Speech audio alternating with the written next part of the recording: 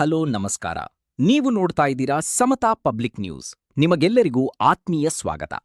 ಹೌದು ವೀಕ್ಷಕರೇ, ಬಾಗಲಕೋಟೆ ಜಿಲ್ಲೆಯ ಮುಧೋಳ ಪಟ್ಟಣದಲ್ಲಿ ಅಕ್ರಮವಾಗಿ ಸಂಗ್ರಹಿಸಿಟ್ಟಿದ್ದ ಪಡಿತರ ಅಕ್ಕಿ ದಾಸ್ತಾನು ಮೇಲೆ ಅಧಿಕಾರಿಗಳು ದಾಳಿ ನಡೆಸಿ ಭಾರೀ ಪ್ರಮಾಣದ ಅಕ್ಕಿಯನ್ನು ವಶಕ್ಕೆ ಪಡೆದಿರುವ ಘಟನೆ ಬೆಳಕಿಗೆ ಬಂದಿದೆ.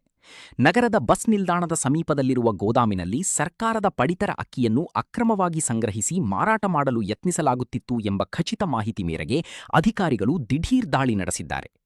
ದಾಳಿಯ ವೇಳೆ ಒಟ್ಟು 114 ಚೀಲಗಳಲ್ಲಿ ಸಂಗ್ರಹಿಸಲಾಗಿದ್ದ ಸುಮಾರು 55ರಿಂದ 60 ಕ್ವಿಂಟಾಲ್ ಪಡಿತರ ಅಕ್ಕಿಯನ್ನು ಅಧಿಕಾರಿಗಳು ಪತ್ತೆ ಹಚ್ಚಿ ವಶಕ್ಕೆ ಪಡೆದಿದ್ದಾರೆ. ಸಾರ್ವಜನಿಕರಿಗೆ ಕಡಿಮೆ ದರದಲ್ಲಿ ನೀಡಬೇಕಾದ ಪಡಿತರ ಅಕ್ಕಿಯನ್ನು ಕಳ್ಳ ಮಾರ್ಗದಲ್ಲಿ ಸಂಗ್ರಹಿಸಿ ಅಕ್ರಮ ವಹಿವಾಟು ನಡೆಸಲಾಗುತ್ತಿತ್ತು ಎಂಬ ಆರೋಪ ಕೇಳಿಬಂದಿದ್ದು, ಈ ಪ್ರಕರಣ ಇದೀಗ ಸಾಕಷ್ಟು ಚರ್ಚೆಗೆ ಗ್ರಾಸವಾಗಿದೆ. ತಹಶೀಲ್ದಾರ್ ಚಿಕ್ಕಪ್ಪ ನಾಯಕ ಅವರ ನೇತೃತ್ವದಲ್ಲಿ ನಡೆದ ಈ ಕಾರ್ಯಾಚರಣೆಯಲ್ಲಿ ಆಹಾರ ಶಿರಸ್ತೆದಾರ ಡಿಬಿ ದೇಶಪಾಂಡೆ, ಕಂದಾಯ ನಿರೀಕ್ಷಕ ಪ್ರಕಾಶ ಕುಂದರಗಿ, ಗ್ರಾಮ ಆಡಳಿತಾಧಿಕಾರಿ ಬಸವರಾಜ ಕಂದಗಲ್ಲ ಸೇರಿದಂತೆ ಹಲವು ಅಧಿಕಾರಿಗಳು ಭಾಗವಹಿಸಿದ್ದರು.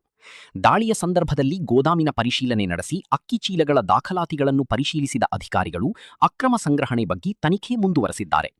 ಈ ಅಕ್ರಮ ದಾಸ್ತಾನು ಯಾರಿಗೆ ಸೇರಿದ್ದು, ಪಡಿತರ ಅಕ್ಕಿ ಎಲ್ಲಿಂದ ತರಲಾಗಿತ್ತು, ಇದರ ಹಿಂದೆ ಇನ್ನೂ ದೊಡ್ಡ ಜಾಲವಿದೆಯೇ ಎಂಬ ದಿಕ್ಕಿನಲ್ಲಿ ಅಧಿಕಾರಿಗಳು ತನಿಖೆ ಆರಂಭಿಸಿದ್ದಾರೆ.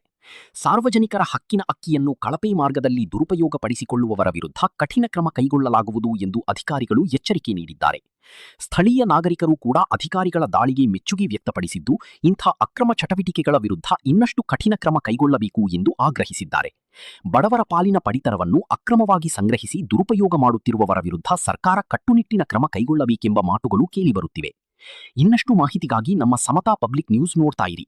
ಮುಂದಿನ ಸುದ್ದಿಯೊಂದಿಗೆ ಮತ್ತೆ ಭೇಟಿಯಾಗೋಣ. ಅಲ್ಲಿವರೆಗೆ ಧನ್ಯವಾದಗಳು. ನಮಸ್ಕಾರ.